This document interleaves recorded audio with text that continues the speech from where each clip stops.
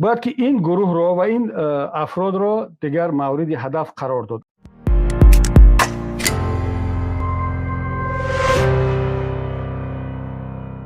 خود همین کاری که صورت گرفت در برلین چقدر ارزش دارد.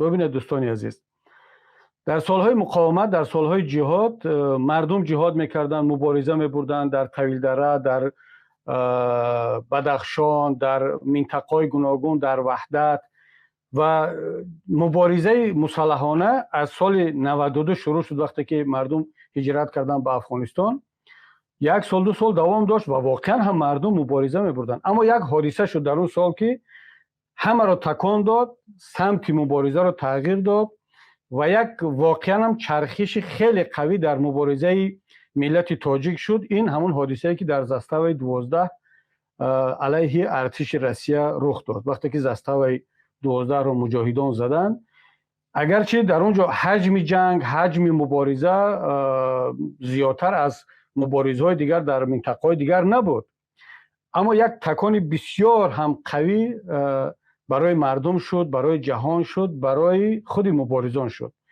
یعنی مردم اون قالب را شکستند، چون تا اون وقت مبارزه بین اتحاد نیروهای اپوزیسیونی تاجیک و ارتش تاجیکستان بود یا حکومت تاجیکستان بود. دو طرفی تاجیک بود و از این طرف هم تاجیکستانی ها می جنگیدن، از اون طرف. وقتی که بار اول سرحدباران روس زده شد و اونها شکست خوردن، برای ملت تاجیک این یک تکان شد، یک اعتماد به نفس با وجود آمد، باوری به خود با وجود آمد که این ارتش شکست ناپذیر روسیه که همه واهمه میکردن که شکست ناپذیر است و با او جنگ کردن نمیشود، بعد دیدن که نه، اینا هم انسان بودن و چقدر با اونها ضربه سخت زده شد که شکست خوردن. یعنی نمیدونم والا چند نفر در اونجا تلفات دیدن، اما اون صلابت و هیبت، اون یک ایمیج ارمی روسیه در اونجا شکسته شد از طرف چند مبارز تاجیک و این واقعا مسیر مبارزه را، رفت مبارزه را تغییر داد. من جایگاه و ارزش این کاری که در برلین از طرف برادران صورت گرفت کمتر از اون ضربه‌ای که در زاستاوی 12 به ارتش روسیه زده شد، کمتر از اون نمیبینم.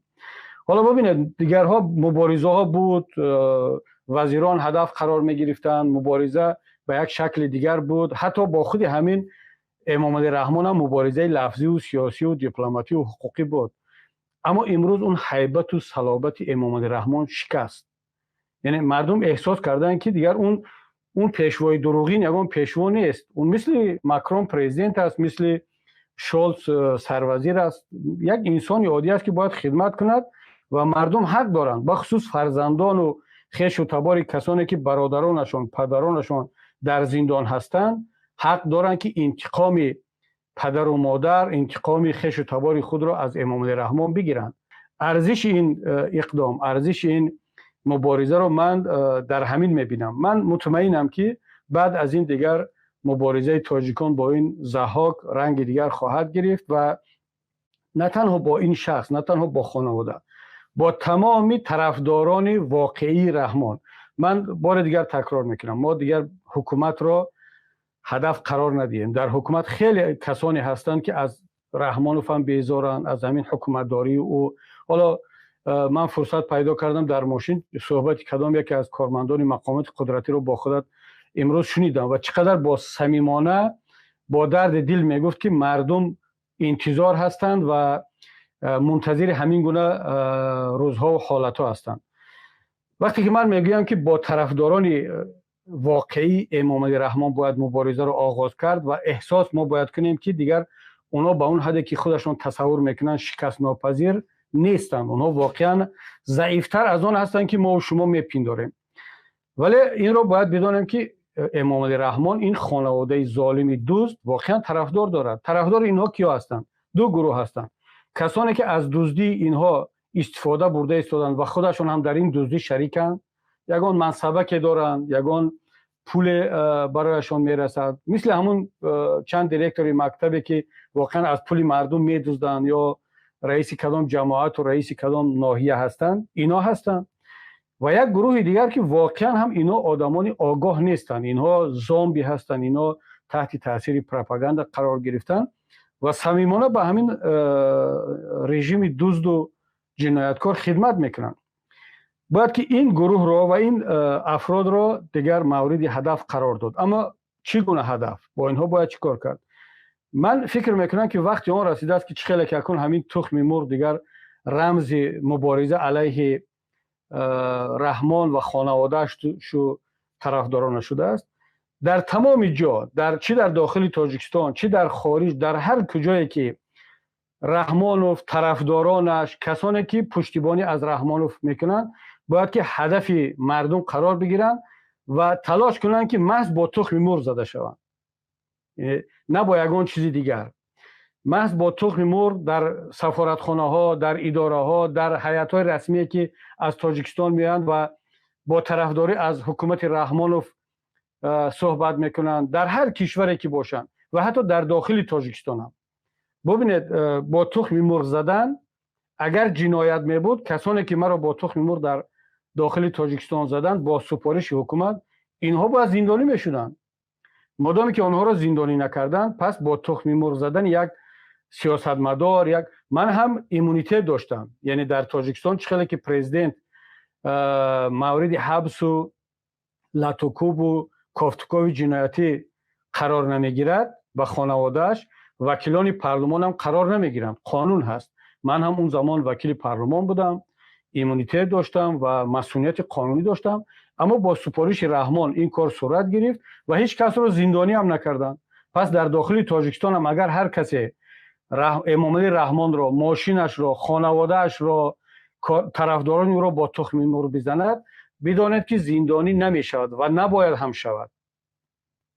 اگر میشد کسانی که مرا زدن اونها را زندانی میکردن. پس ملت تاجیک از این روز به بعد باید با اون جسارت، با اون شجاعت و با اون آمادگی، با استفاده از این تخم مرغ همچون رمز مبارزه، و واقعا هم این حکومت دیگر به یگان چیزی دیگر سزاوار نیست. یعنی با اون حد ضعیف هستند که همین یک تخم مرغ اونها را شکست داد.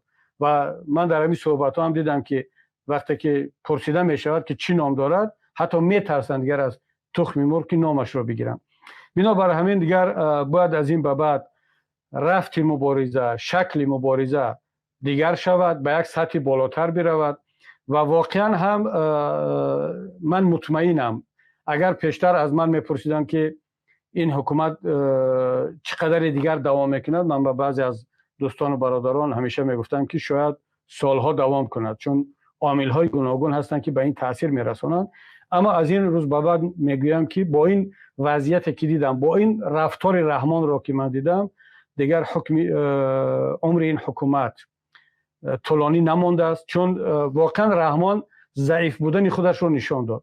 اگر امامعلی رحمان بعد از این حادثه جوانمردانه می آمد میگفت که خب هیچ گپ ندارد، یک سیاستمدار رو میزنن با تخم مرغ در تاجیکستان زدن، کبیری رو زدن هیچ گپ نشد، مکران رو زدن هیچ گپ نشد، چندین نفر دیگر رو میزنن هیچ گپ ندارد، و میگفت که هیچ رفتاری بد با خانواده مبارزان نکنید.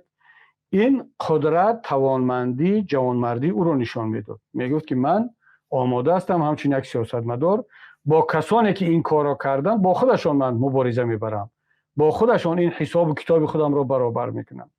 اما وقتی که رحمان هنوز به دوشنبه برنگشته سفارش داد که پدر و مادر، خویش و تبار مبارزان را زندانی کنن، اذیت کنن، این چیزی را به نمایش نگذاشت مگر ضعف خودش، ترسانچکی خودش.